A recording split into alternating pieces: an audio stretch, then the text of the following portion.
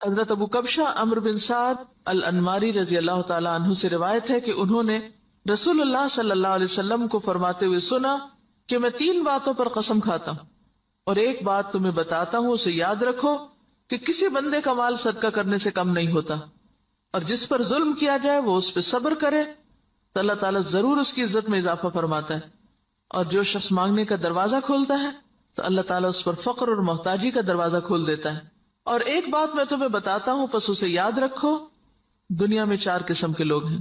ایک وہ بندہ جسے اللہ نے مال اور علم عطا کیا، پھر وہ ان کے بارے میں اللہ سے ڈرتا ہے اور رشتہ داروں سے حسن سلوک کرتا ہے، اور ان میں جو اللہ کا حق ہے اسے پہچانتا ہے، اور یہ شخص جنت کے سب سے افضل درجوں میں ہوگا، بہت اونچا۔ اور وہ بندہ جسے اللہ نے علم تو دیا مگر مال نہیں دیا، بس وہ سچی نیت رکھتا ہے اور کہتا ہے اگر میرے پاس مال ہوتا تو یقیناً میں بھی فلاں آدمی کی طرح عمل کرتا، اور فلاں سے مراد اس کی اوپر والی کیٹیگری ہے کہ جس شخص کو اللہ نے مال اور علم دونوں دیے، بس اس کی نیت یہ ہے تو اس کا اور پہلے شخص کا اجر برابر ہے، وہ بھی درجوں کے اعتبار سے قیامت کے دن بلند ترین درجوں میں ہوگا۔ اور وہ بندہ جسے اللہ نے مال دیا اور علم نہیں دیا، بس وہ بغیر علم کے اندھا دھند طریقے سے خرچ کرتا ہے، اس کے بارے میں نہ اپنے رب سے ڈرتا ہے، نہ رشتہ داروں کے حقوق ادا کرتا ہے، اور نہ اللہ کا کوئی حق اس میں پہچانتا ہے، نہ اللہ کا حق دیتا نہ بندوں کا، تو یہ سب سے بدترین منزلت پر ہے۔ اور وہ بندہ نہیں عطا کیا اس کو اللہ نے مال اور نہ علم، تو وہ کہتا ہے اگر میرے پاس مال ہوتا تو یقیناً میں بھی فلاں آدمی کی طرح عمل کرتا، اور فلاں سے مراد اس کی اوپر والی کیٹیگری ہے جو اپنا مال بے انتظامی سے اندھا دھند خرچ کر رہا ہے، بس اس کی نیت یہ ہے تو ان دونوں کا بوجھ برابر ہے۔ اب آپ یہاں دیکھیے کہ آپ صلی اللہ علیہ وسلم نے ساری دنیا کے لوگوں کو 4 حصوں میں بانٹ دیا۔ ایک وہ جس کے پاس مال بھی ہے اور علم بھی ہے، اور جس کو اللہ یہ 2 نعمتیں دے دے اس کی خوش قسمتی کا تو کیا ٹھکانا۔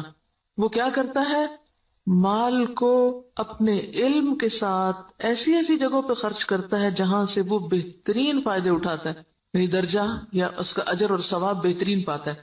یہ بالکل ایسے ہی ہے کہ جیسے آپ دیکھیں ایک بالکل ان پڑھ تاجر ہوتا ہے جو نہ مارکیٹ کو جانتا ہے، نہ تجارت کے اصول قاعدے جانتا ہے، نہ اسے کوئی پتا ہے، اور وہ تجارت کرنے کھڑا ہو جاتا ہے، تو وہ مال کہاں لگائے گا، گواں بیٹھے گا، لاس کر لے گا۔ اور ایک وہ ہے جو پڑھا لکھا تاجر ہے، تجارت سے پہلے اس نے ایک ڈگری کی، یا ڈگری نہیں بھی کی تو ایک تجربہ حاصل کیا ہے، اور وہ مارکیٹ کو بھی جانتا ہے، حالات بھی جانتا ہے بہتر طور پر، اب وہ باقی سب سے آگے نکلتا چلا جائے گا، یعنی اس کا جو پروفٹ ریٹ ہے یا اس کا جو نفع کا اور جو مقام ہے وہ تو بہت آگے، وہ تو تھوڑے ہی عرصے میں بہت کچھ کما جائے گا، کیونکہ اس کو پتا ہے کہ مال کو کہاں لگانا ہے اور کیسے لگانا ہے۔ اس کے برعکس ناسمجھ شخص کچھ بھی نہیں کر سکے گا، مال ضائع کر دے گا۔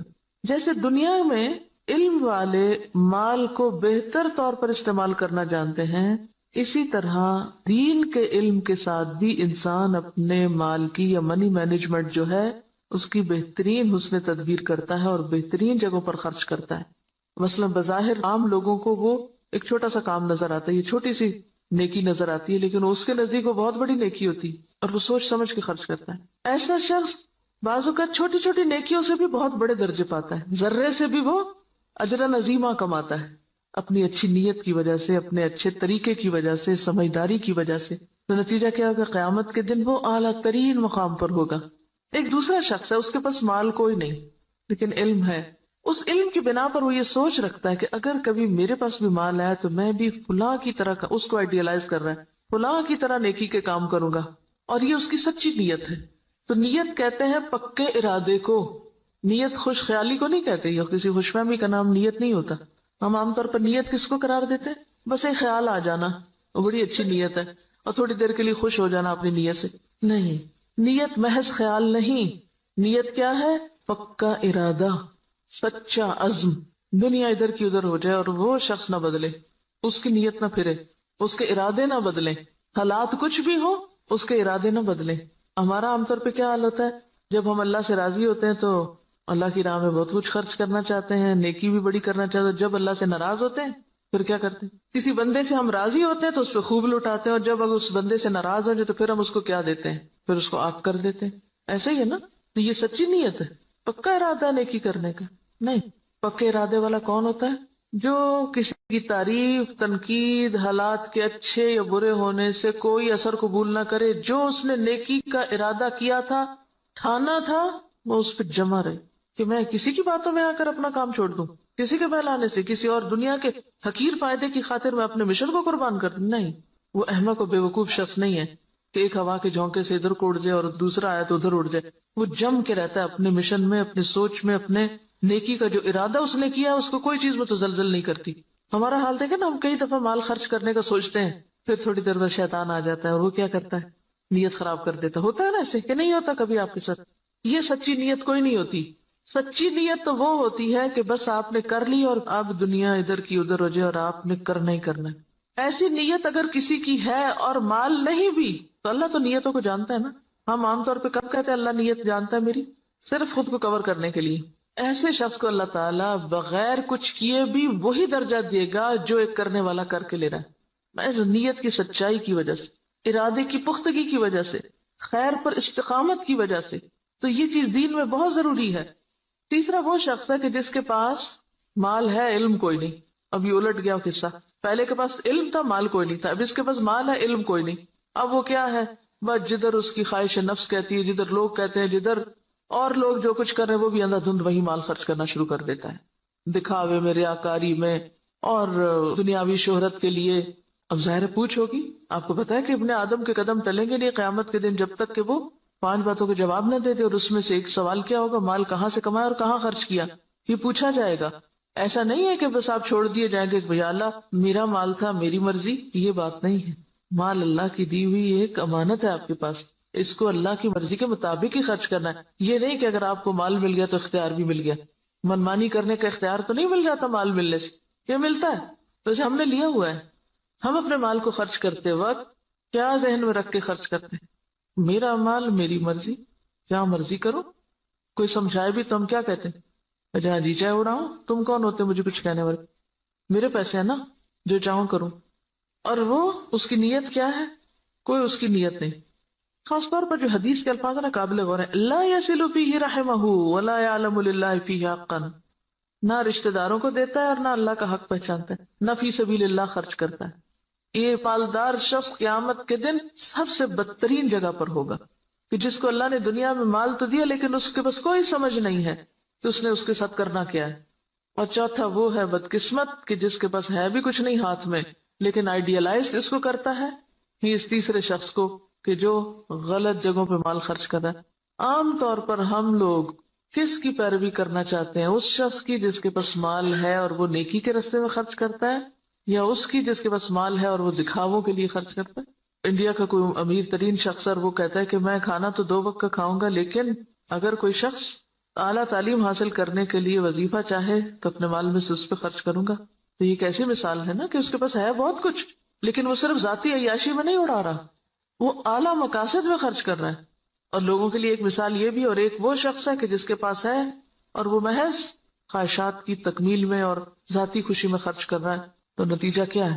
باقی لوگ بھی اس کو آئیڈیالائز کر رہے ہیں اور وہی کچھ کر رہے ہیں. آج آپ دیکھیں کہ ہمارے معاشرے میں جس طرح نمود و نمائش ہو گئی ہے یا اس کے مظاہر جو نظر آتے ہیں، اس کے پیچھے کیا چیز ہے؟ فضول خرچی کے پیچھے کیا نفسیات ہوتی؟ دکھاوا اور نمود و نمائش کے پیچھے کیا ذاتی بڑائی کا جذبہ کہ لوگ مجھے بڑا مان لیں. تو قیامت کے دن ایسا شخص کہاں ہوگا؟ اخبث المنازل، اسفل سافلین، وہ سب سے نیچے ہوگا کیونکہ اس نے اللہ کی نعمت کا غلط استعمال کیا. تو ہم سب کے لیے کیا ضروری ہے کہ ہم اپنے اپنے طریقوں کا جائزہ لیں. کوئی پیسہ خرچ کرنے سے پہلے ذرا رک جائیں اور سوچیں کہاں دے رہے ہیں، کس کو دے رہے ہیں، کیوں دے رہے ہیں، کیا مقصد ہے، کیا نیت ہے، کیا ارادہ ہے. اور اگر مقاصد چھوٹے چھوٹے ہیں، صرف دنیا سامنے ہے تو چھوٹا دل ہے اور چھوٹی جزا ہے. اور اگر دل بڑا ہے، مقاصد بڑے ہیں تو ذات سے بھی کاٹ لیں گے، اپنے آرام سے بھی کاٹ لیں گے اور بڑی جگہ پر انویسٹ کریں گے. صرف زبان کے ذائقے پر ہی خرچ کرتے چلے جانا، صرف دل کے سکون میں لباس پر ہی خرچ کرتے چلے جانا، صرف اپنی ذات ہی کو یا اپنے ہی آرام کو دیکھتے چلے جانا اور دین کے اور اعلیٰ ترین مقاصد کو بھول جانا، تو دنیا میں بھی مسلمانوں کو کس سے دوچار کر رہا ہے. آپ دیکھیے، ہم نے بہت اس پر پہلے بھی بات کی تھی کہ ترقی یافتہ قومیں، آپ کو پتا 40% تک ٹیکس ہوتا ہے ان کا، 40 بازوں کا 60% بھی ٹیکس ہوتا ہے، کہ آپ نے 100 روپے کمایا 60 روپے دے دیجئے گورنمنٹ کو، وہ آپ کے لیے سڑکیں بنائے، اسپتال بنائے، ریسرچ سینٹر قائم کرے تاکہ قوم ترقی کرے۔ ہمارا کیا حال ہوتا ہے کہ ہم جتنا بھی کمائیں وہ سارے کا سارا پلٹ کر اپنی جیب میں ڈالیں، گھر ہمارا محل ہو، سڑک اور گلی چاہے ہماری ٹوٹی پھوٹی ہو۔ اسی وجہ سے ہم اس حال میں ہیں کہ ہم بڑے مقاصد میں خرچ نہیں کر سکتے، اپنی ذات کے لیے اور اپنے ہی لیے، اور پھر اپنے اوپر خرچ کرنے کے لیے ایسے ایسے طریقے اختیار کرتے ہیں کہ جس سے اجتماعی فائدہ پیچھے چلا جاتا ہے۔ اب دیکھیے کہ ایک قطرہ جب دریا میں ملتا ہے تو کیا ہو جاتا ہے، وہ کیا کہلاتا ہے، دریا کہلاتا ہے، اور جب وہ صرف قطرہ رہتا ہے تو وہ اپنی انفرادیت بھی کھو دیتا ہے، اپنی آئیڈینٹی بھی ختم کر دیتا ہے۔ اگر ہم صرف اپنی ذات کو نمایاں کرتے رہے ختم ہو کے رہ جائیں گے، اور اگر ہم نے یہ سب کچھ اچھے مقاصد کے لیے اپنے آپ کو بھی اور اپنے مال اور اپنے اوقات کو بھی لگایا تو پھر اعلیٰ ترین منازل پا سکتے ہیں۔ یہاں جو بات یاد رکھنے کی ہے، بظاہر تو حدیث بالکل واضح ہے، مطلب صاف ہے، سمجھ میں آنے والا ہے، لیکن عملی طور پہ کیا کرنا ہے؟ ہر شخص اپنے اوپر کچھ نہ کچھ صدقہ لازم کرے، کچھ نہ کچھ کسی کو ضرور دے، چھوٹا ہو یا بڑا، اور دے کے تجربہ کرے کہ یہ بات کس قدر سچی ہے۔ آپ دے کمی نہیں ہوگی، اس سے زیادہ آئے گا۔ نمبر 2، سوچیں کس نے آپ پر کوئی ظلم یا زیادتی کی، نہیں یاد آ رہا تو ذرا غور سے یہ ذرا ذہن پہ زور ڈالیں، میرا نہیں خیال زور ڈالنے کی ضرورت، ایسی باتیں تو ہمیں ہر وقت یاد رہتی ہیں۔ کس نے میرے ساتھ کیا زیادتی کی ہوئی، سوچیں کس نے میرے ساتھ کیا ظلم کیا اور میں نے اب تک اس کو معاف نہیں کیا، ان سب کو آج معاف کر دیں، اور اپنے دل سے ان ظلم و زیادتی کے باتوں کو نکال کے دروازہ بند کر دیں، صاف کر دیں، صفائی کر دیں دل کی۔ معاف کرنے کا سب سے بڑا فائدہ صرف انسان کو خود ہوتا ہے، اپنا دل اطمینان میں آ جائے گا، اچھا کوئی بات نہیں، وہ بھی انسان ہے نا، پتہ نہیں اس کی کیا کیا مجبوریاں، اس کو کیا کیا کمی ہے، اس پہ کیا ظلم و زیادتی زندگی میں ہوئی، اس کو کیا کیا محرومی ہوئی، اس کو معلوم نہیں کیسا ماحول ملا، تو اس کو معاف کر دیں۔ اس کا کہاں سے پتا چلے گا کہ آپ نے معاف کیا؟ آج کے بعد ان باتوں کو زبان پہ نہیں لانا، چھیڑنا نہیں، ذکر نہیں کرنا، ورنہ ہوتا کیا ہے، جب کوئی آپ کو مزید پھر دوبارہ زیادتی کرتا ہے تو آپ جس چیز کو معاف کر چکے تھے اس کو بھی ساتھ جمع کر لیتے ہیں، اگلی زیادتی تو اگلی ہے، پچھلی بھی ساری لے آتے ہیں واپس۔ کڑوی باتیں نہیں دہرانی، منہ کڑوا ہو جاتا ہے۔ صبر، برداشت، پی جائیں۔ یہ صرف آپ کی سوچ کی بات ہے، آپ سوچیں کہ میں نے کر دیا اور آپ دیکھیں کہ اللہ آپ کی مدد کرے گا اور ہو جائے گا، کیونکہ میں نے بارہا اس کا تجربہ کیا ہے، بارہا، اور اتنا فائدہ ہوا ہے، میں تو یہ کہتی اللہ میرے حافظے سے بھی نکال دے، میرے پاس وقت نہیں ہے ان باتوں کو یاد کرنے کا۔ اور جو زیادتی کرے اس کے ساتھ احسان، وہ بے رخی کرے آپ اس کے پاس چلے جائیں، ہے مشکل، لیکن نبی صلی اللہ علیہ وسلم نے قسم کھا کے یہ بات فرمائی ہے، اگر آپ کو واقعی آپ کی قسم پر اعتبار ہے، آپ یہ سوچئے مجھے اپنے پیغمبر کی قسم کا اعتبار ہے، اللہ میری عزت میں ضرور اضافہ کرے گا اگر میں دوسرے کو معاف کر دوں گا۔